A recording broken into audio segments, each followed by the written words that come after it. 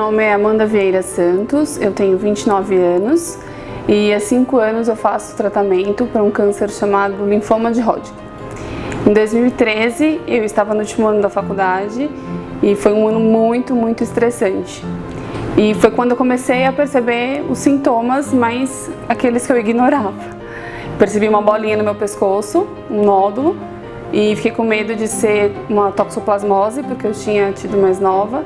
Quando a médica fez uma ultrassom e disse que era um cisto, eu deixei pra lá, falei, então não é nada. Isso foi em abril de 2013. E aí durante o ano eu sentia dor de garganta, a garganta tá inflamada, sentia uma dor no tórax, mas podia ser muscular. Então eu fui buscar ajuda realmente só depois que eu terminei a faculdade. Eu cheguei aí num médico em 2013, ele falou que eu tinha que fazer uma biópsia e eu falei que não ia fazer porque eu não podia ficar doente, eu tinha que me formar.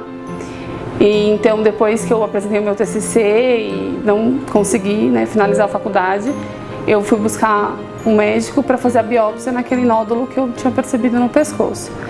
Nesse médico que fez a biópsia pediu vários exames, dentre eles uma tomografia do pescoço e do tórax. E nessa tomografia foi sugerido linfoma. A médica falou que poderiam ser várias coisas aquele nódulo e tudo que eu pesquisava não tinha nada a ver com qualquer sintoma que eu tivesse sentido. Mas quando eu li linfoma e fui pesquisar o que era, tudo era muito parecido. Cansaço, coceira que eu sentia na pele, tudo que eu culpava o estresse, para ter tido aqueles sintomas. E aí eu fui pesquisar o que era e foi um momento que eu me assustei, antes de ter o diagnóstico. Eu vi que estava tudo muito parecido, vi que era câncer e chorei, fiquei preocupada, pensei, nossa, será que, como vai ser agora? Mas eu comecei a ver vários vídeos de outras pessoas dando depoimento e as pessoas falavam que não mudavam muito a rotina, fazia quimioterapia, conseguia trabalhar em paralelo e aquilo me confortou. Então, quando eu fiz realmente a biópsia e veio o diagnóstico de linfoma de Hodgkin de verdade, eu estava acostumada já com a ideia. Eu digo assim, parece que a ficha não tinha caído que era uma doença maligna, que era um câncer e que eu poderia morrer daquilo. Nunca pensei que isso fosse acontecer. Eu só virei para a médica e falei, tá, e agora o que a gente vai fazer?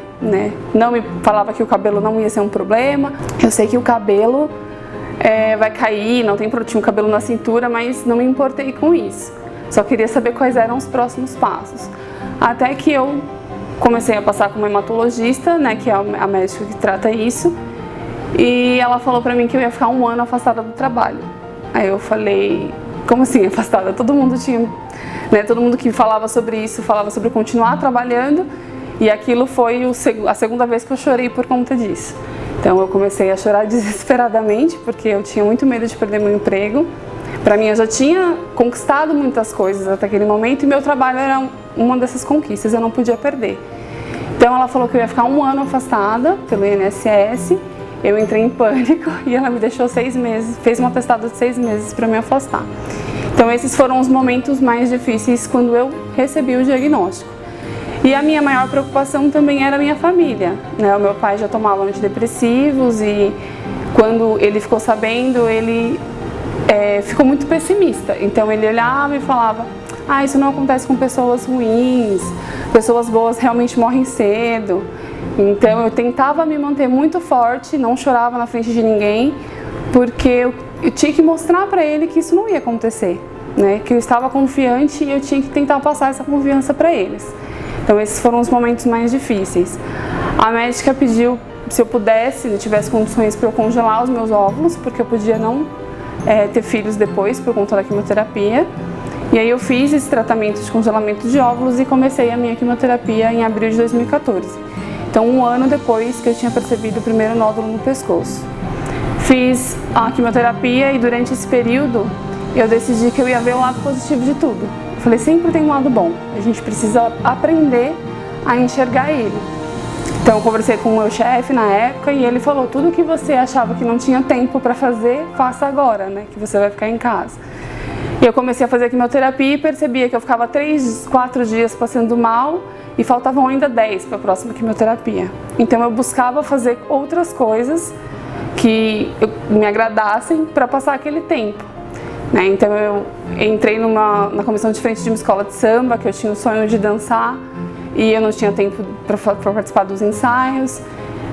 Todo mundo com medo, porque eu estava fazendo quimioterapia, fiz radioterapia na sequência, mas graças a Deus deu tudo certo. Então eu tive um primeiro tratamento muito movimentado e eu acho que isso fez muito bem para mim na época, porque eu não tinha tempo de ficar pensando na doença ou o que a doença poderia, né, causar em mim. Voltei para a empresa em janeiro de 2015, né, fiz o tratamento durante 2014 e, para minha surpresa, depois do carnaval, né, eu achei que estava nervosa por conta do carnaval e por isso eu estava sentindo alguns sintomas, mas na quarta-feira de cinzas eu descobri que estava grávida. Então, sem precisar usar os óvulos, que a médica tinha pedido para eu congelar, eu fiquei grávida e eu falo que, por incrível que pareça, o susto foi maior do que quando eu descobri que estava doente.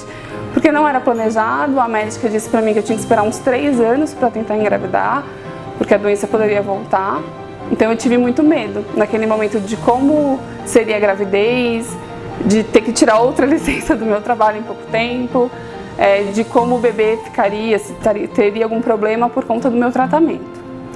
Mas deu tudo certo. Durante o ano de 2015 eu trabalhei e levei a gestação da forma mais normal possível. Eu trabalhei até o último dia dele nascer. Meu bebê nasceu em outubro de 2015. Só que durante esse período a gente não pode fazer um exame que eu precisava fazer para acompanhamento, que é o PET-CT. Então eu tive que esperar passar a gravidez e o período de amamentação dele para voltar a fazer o acompanhamento com o hematologista. Então no começo de 2016, quando eu voltei a fazer esse acompanhamento, que eu fui fazer esse exame de imagem, foram captados novos nódulos. Então voltei a trabalhar depois da licença maternidade e com 2 meses eu estava tirando licença de novo, porque eu estava com linfoma de novo. Então eu fiz o PET-CT, fiz a biópsia e foi confirmado que era linfoma. Tinha que fazer um outro tratamento. Então eu pensei, vai ser tranquilo, porque o primeiro tratamento eu conheci muita gente nova, eu aprendi novas habilidades, então esse tratamento vai ser da mesma forma, né? Eu vou ter mais tempo para ficar com meu filho. Só que sempre tem aquilo que a gente não está esperando, né? E o médico falou que eu não poderia mais fazer o mesmo protocolo. Eu tinha que fazer uma outra quimioterapia, que era mais forte, e eu precisaria ficar internada. Então foi o outro baque quando eu recebi essa notícia, porque o meu bebê tinha 9 meses, eu ainda amamentava ele, e eu internei, tinha que ficar 8 dias internada e 20 dias em casa. E o médico me encaminhou para fazer o transplante de medula autólogo. Fiz o transplante de medula autólogo e 3 meses depois eu fiz o PET-CT para ter o acompanhamento, né, da doença, e lá estava de novo. Lá estavam outros nódulos no exame de imagem e eu tive que tomar uma outra medicação, uma imunoterapia, que eu tomei durante 8, 9 meses, mas mesmo tomando essa imunoterapia eu senti um nódulo na mama. E aí ficou aquele momento de tensão, se era um câncer de mama, ou se era um linfoma, ou se não era nada. E aí eu fiz uma outra biópsia e foi confirmado que era linfoma. Então, mesmo depois do transplante autólogo, eu tinha que fazer outro tratamento. E foram momentos que eu comecei a ficar meio revoltada com aquela situação de eu tô curada, eu não tô curada, eu tô curada, e a doença sempre voltava. Então eu sempre respondi muito rápido às quimioterapias, mas a doença também voltava muito rápido. Fui fazer o transplante de medula halogênico, que é com um doador, né? A minha irmã foi 100% compatível. E fiz o transplante no começo de 2018. E eu comecei a ter uma reação do transplante, que chama DASH, né? Que é doença do enxerto contra o hospedeiro, que no meu caso atingiu o fígado, o pulmão e a pele. E eu tive várias intercorrências por conta disso. Então, de abril do ano passado até abril desse ano, foram 11 internações, né? Então quase o ano inteiro dentro do hospital. Mas sempre tentando manter o bom humor. As meninas do hospital até brincam, nossa, eu nunca vi você chorando. Eu falei, porque eu não fiquei brava ainda, mas se eu ficar brava eu choro. Mas eu acredito que quando a gente trata as outras pessoas bem, isso só volta pra gente. Eu tinha muito medo do que os pacientes iam... eu acabei de descobrir que tem um linfoma, por exemplo. E aí a pessoa conhece a história de alguém que já fez 5 tratamentos diferentes e eu falava, isso não vai motivar ninguém. E no momento que eu estava mais depressiva. E um amigo meu sempre falou, não, é aí que você tem que falar, porque você já fez 5 vezes e tá aí.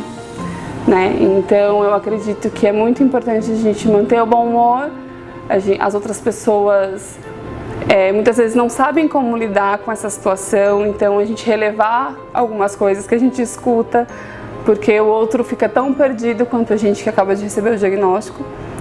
Então a gente acaba ensinando as outras pessoas como elas devem falar com a gente ou se comportar, enfim, alguns comentários parecem maldosos, mas não são, é porque as pessoas também não sabem como reagir, também ficam preocupadas. Então eu acho que a gente tem que pôr o sorriso no rosto e tentar enxergar o lado positivo de tudo, porque se a gente procurar, sempre tem.